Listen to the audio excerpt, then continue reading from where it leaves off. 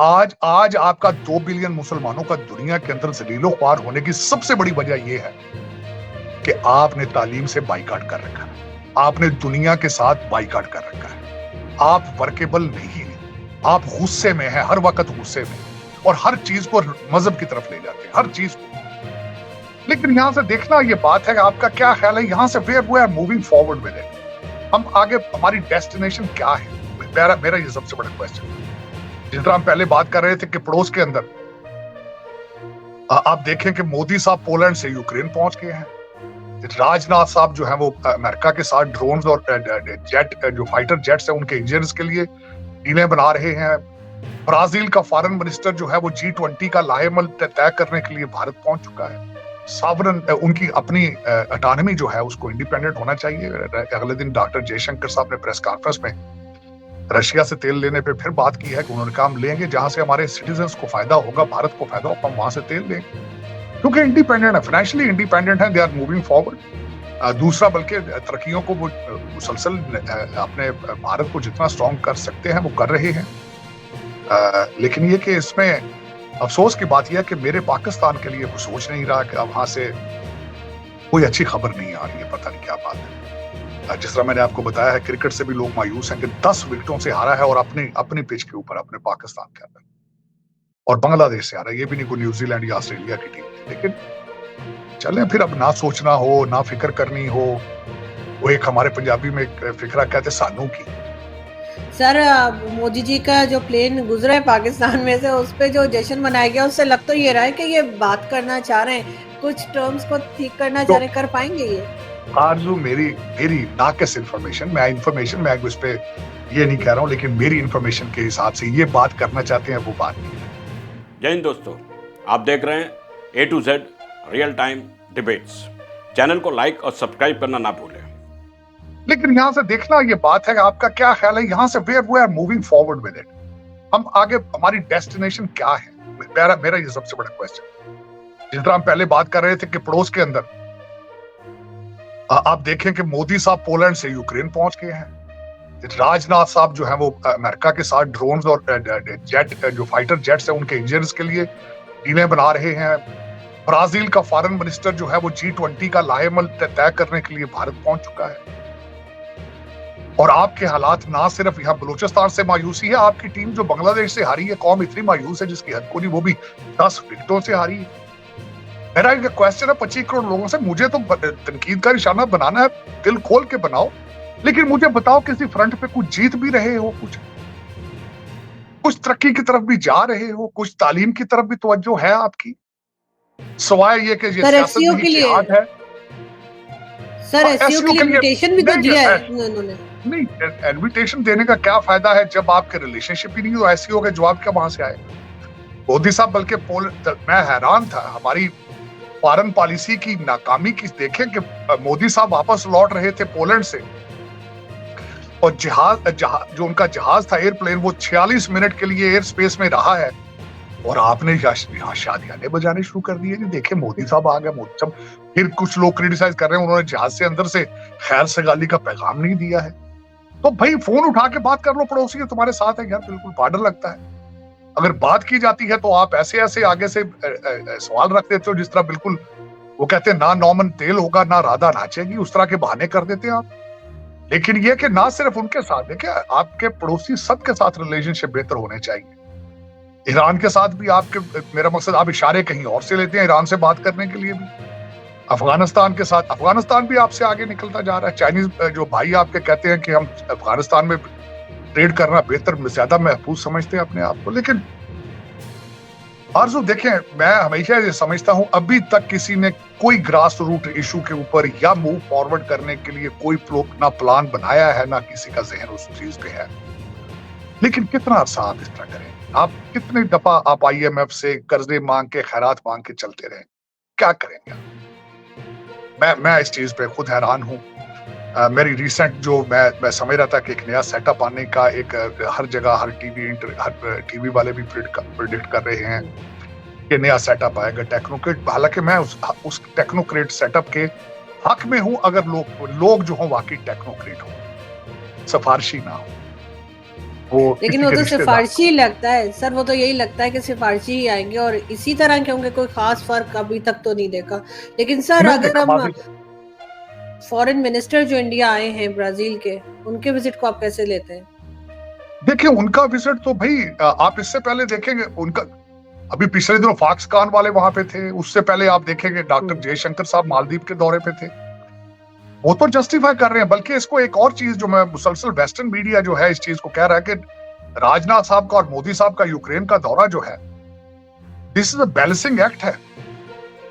Balancing act से मुराद ये है कि मोदी साहब रशिया गए थे तो उसके बाद वेस्ट ने और अमेरिका ने जितना शोर डाला था, मोदी साहब और डॉक्टर जयशंकर साहब समझते थे कि उसको बैलेंस करना चाहिए। और मैं समझता हूं जो इनका स्लोगन है कि सॉवरन, उनकी अपनी ऑटोनॉमी जो है उसको इंडिपेंडेंट होना चाहिए। अगले दिन डॉक्टर जयशंकर साहब ने प्रेस कॉन्फ्रेंस में रशिया से तेल लेने पे फिर बात की है कि उन्होंने कहा हम लेंगे जहां से हमारे सिटीजन्स को फायदा होगा, भारत को फायदा होगा, हम वहां से तेल लेंगे, क्योंकि इंडिपेंडेंट है, फाइनेंशियली इंडिपेंडेंट है, दे आर मूविंग फॉरवर्ड। दूसरा बल्कि तरक्कियों को वो मुसलसल अपने भारत को जितना स्ट्रॉन्ग कर सकते हैं वो कर रहे हैं। लेकिन ये कि इसमें अफसोस की बात यह है कि मेरे पाकिस्तान के लिए कुछ सोच नहीं रहा कि अब वहां से कोई अच्छी खबर नहीं आ रही है, पता नहीं क्या बात है। जिस तरह मैंने आपको बताया है, क्रिकेट से भी लोग मायूस हैं कि 10 विकेटों से हारा है और अपनी पिच के ऊपर अपने पाकिस्तान के अंदर, और बांग्लादेश से हारा, ये भी नहीं कोई न्यूजीलैंड या ऑस्ट्रेलिया की टीम थी। लेकिन चलें फिर, अब ना सोचना हो ना फिक्र करनी हो। वो एक हमारे पंजाबी में एक फिक्रा कहते सानू की, तो सानू की लेकिन सर हम तो इसी इंतजार में ना कि आईएमएफ से कुछ पैसा मिल जाए, नहीं तो फिर भाई यूएई की IMF तरफ नहीं, जहां मौजूद है वहां से भी तो मांगा जा रहा है। नहीं भाई, IMF के कर्जे का क्रिकेट टीम के साथ क्या ताल्लुक है? उसका फॉरेन पॉलिसी तो खैर अगर IMF से पैकेज आएगा तो फॉरेन पॉलिसी भी वही बनाएंगे, क्योंकि आपका बजट भी उन्होंने बनाया है। जो पैसे देगा उसके साथ लिस्ट आती है कंडीशंस की, वो लिस्ट तो आएगी और आप उसको बड़ी खुशी से खुश उसलूबी से चलाते हैं उसको।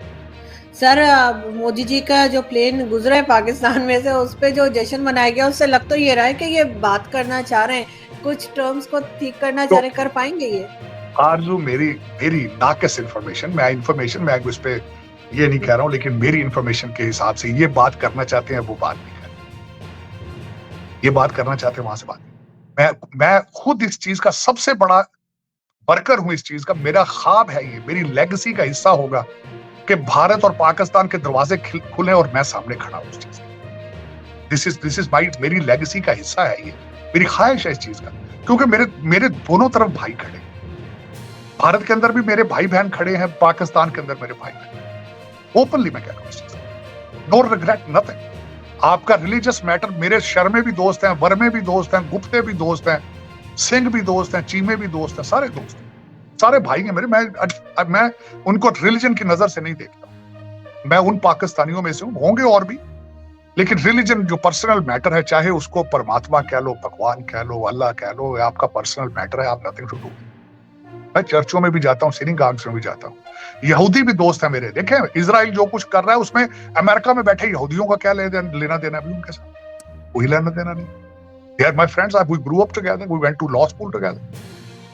मैं उनका हिस्सा हूं, उनकी कम्युनिटी में भी जाता हूं, सिनेगॉग में भी जाता हूं। उनका इजराइल की फॉरेन पॉलिसी के साथ एक यहूदी जो born brought up न्यूयॉर्क का है या वॉशिंगटन डीसी का, what he got to do with the Israel's foreign policy, and this is how I see it। लेकिन अफसोस के साथ ये है कि 2 बिलियन मुसलमान है दुनिया के अंदर, और उनकी ख्वाहिश क्या है, या तो सारी दुनिया या इस्लाम कबूल कर लो, मुसलमान हो जो, वरना हम गला काट देंगे। क्यों भाई, क्यों? किसने आपको ये राइट दिया ये बातें करने का?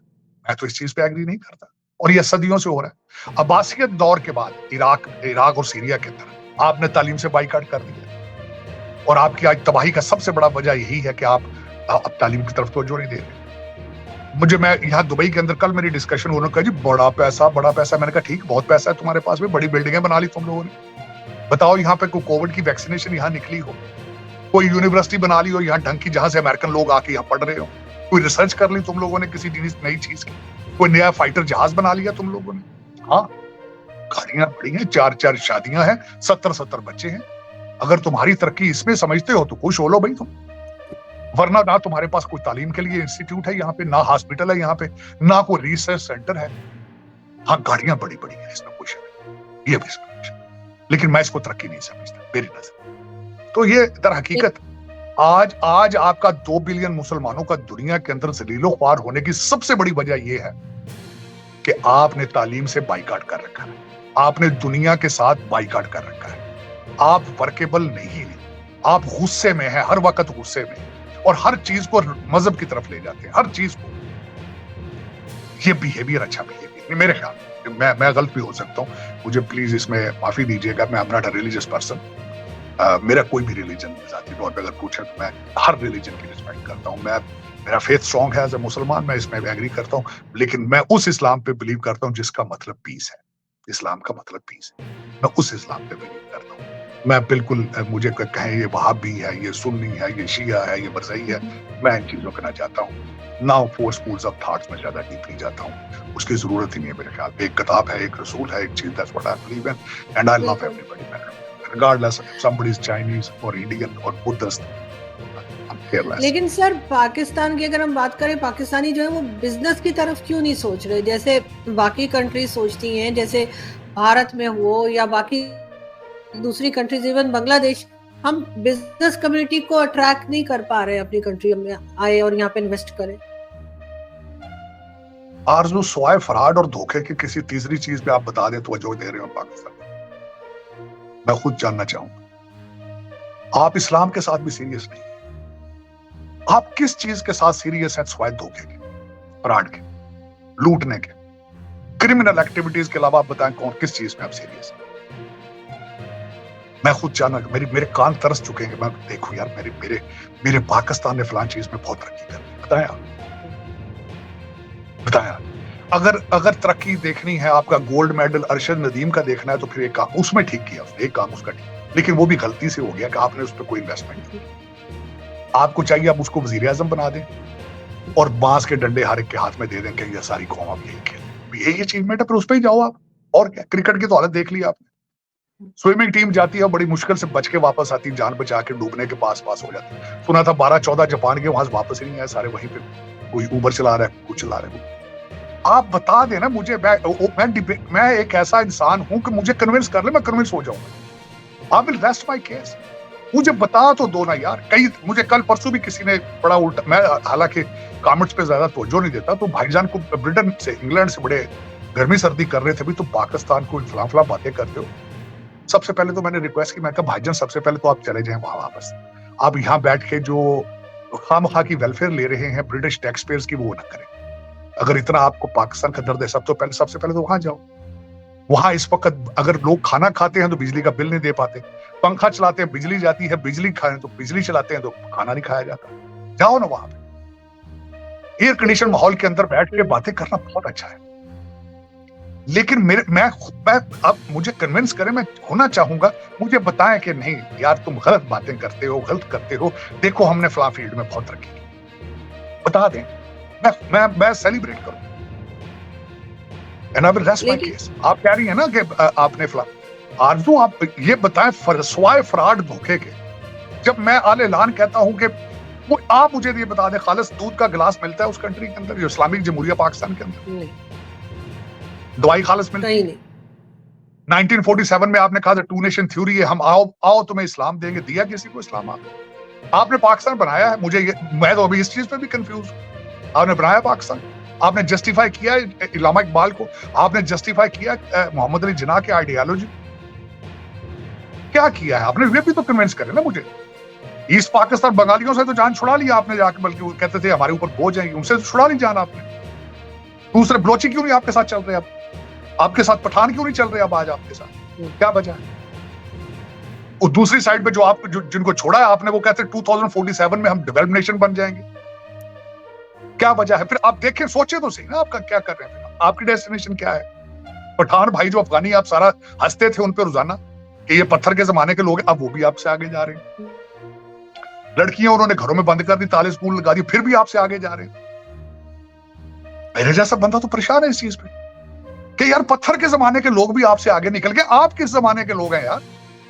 मैं तो शर्मिंदा हूँ, खुद शर्मिंदा होता हूँ सारा दिन, क्योंकि यहाँ रहते नहीं ना सर, इसलिए किसी को परवाह नहीं है। जो मुल्क चला रहे हैं उनकी तो फैमिलीज यहाँ नहीं है ना। आप आरज़ू, आप जहाँ बैठी हैं, आसपास आपके हर बंदे की आमदन डॉलरों में और पाउंडों में है।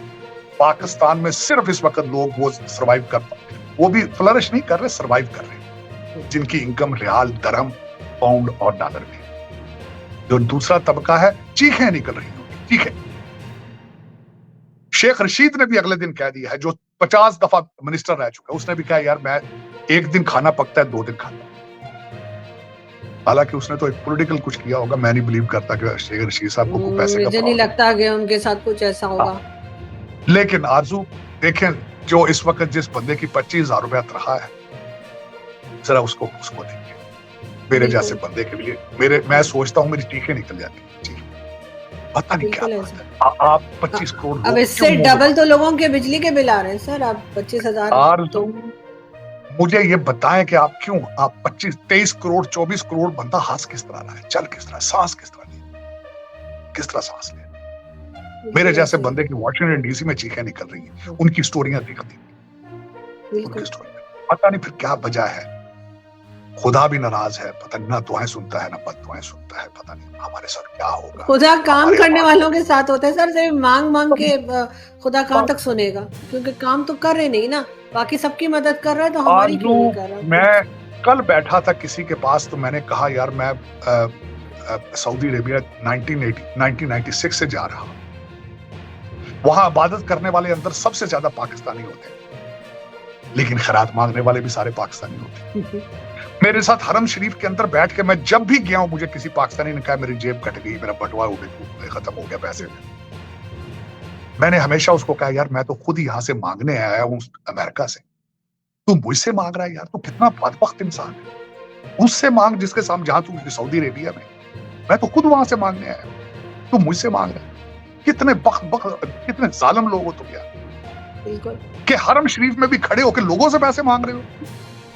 आप देख लें सऊदी अरेबिया में सबसे ज्यादा जो मांगने वाले पाकिस्तानी तो निकाले गए ना, 90% निकाले ना उन्होंने। तो कहाँ निकलेंगे, माइंड सेट नहीं चेंज होता ना आरजू। निकाल देंगे, वहां से निकल के किसी और कंट्री में चले जाएंगे मांगने के लिए, वहां से निकलेंगे लूटने के लिए कहीं और चले जाएंगे। माइंड सेट है, माइंड सेट है। मेरा मुल्क तबाह आज इसीलिए हो रहा है कि हम लोग अच्छे नहीं, हम बहुत जालिम लोग हैं, बहुत जालिम। बिल्कुल ऐसा ही, लेकिन वो कहते हैं, इलामा इकबाल क्या कहते, उसने कहा था मेरा बन न बन अपना तो बन। हम अपने ही नहीं बन रहे आरज़ू, हम अपने ही नहीं बनते, दुखी हम अपने नहीं बनते। बिल्कुल, लेकिन बस सर उम्मीद ही कर सकते हैं कि शायद कुछ बेहतर हो जाए कभी, लेकिन फिलहाल तो उम्मीद इतनी दिखाई नहीं दे रहा। हमारे पास मिसालें तो देखिए, मिसालें तो मौजूद, मिसालें तो आपको मैं हकीकत, लोग कहते हैं लाहौर से 100 मील के फासले पे दूध की नहरें, मिसालें तो सामने पड़ी हैं। मिसालें तो आज अगर आज मुझसे को पूछा जाए मैं आपके CSS अफसरों को सबको ट्रेनिंग के लिए इंडिया भेजूं, इन सबको सिंगापुर भेजूं, सबको पता तो है इनको, लेकिन वो आते हैं लंदन, आते हैं अमेरिका, आते हैं यहाँ से उनकी बीवियां जो है शॉपिंगें भी करती हैं, घर भी देखती हैं, फिर वो वापस जाते हैं और फिर वो डॉलरों में और पाउंडों में जो तबाही फेरते हैं, उस लोगों का खून चूसते हैं, लोअर मिडिल क्लास के जो CSS अफसर। बिल्कुल, बस तो इस पे दुआ खैर ही हो सकती है, इसके अलावा कुछ नहीं। दुआ करें, बचत हो, कोई रिलीफ हो। जो 25 करोड़ लोग इस वक्त तड़प रहे हैं, अल्लाह ताला उनके लिए आसानियां पैदा फरमाए इंशाल्लाह। गाजा के लोग इस वक्त आसानियां हो, लेकिन दुख है आरज़ू। मुझे तो आपकी फिक्र होती है, पता नहीं आप बैठी हैं वहां पे, गुर्दे शुर्दे संभाल के रखिएगा प्लीज। आपके साथ साथ पूरे इंडिया को मेरे गुर्दों की फिक्र हो गई है, सब मुझे मैसेज करते हैं। भाई मैं देखें, IMF का जब पैकेज आता है तो मुझे अपने दोस्तों के गुर्दों की फिक्र हो जाती है, क्योंकि आपके गुर्दों पे निशानियां लग चुकी है वाशिंगटन DC के अंदर। मुझे सबसे ज्यादा फिक्र इसी चीज की। बिल्कुल ऐसा ही है। बहुत शुक्रिया सर कि आपने आज ज्वाइन किया। Thank you so much. Thank you दोस्तों, आपको वीडियो कैसा लगा कमेंट बॉक्स में जरूर बताएं। चैनल को लाइक और सब्सक्राइब करना ना भूलें।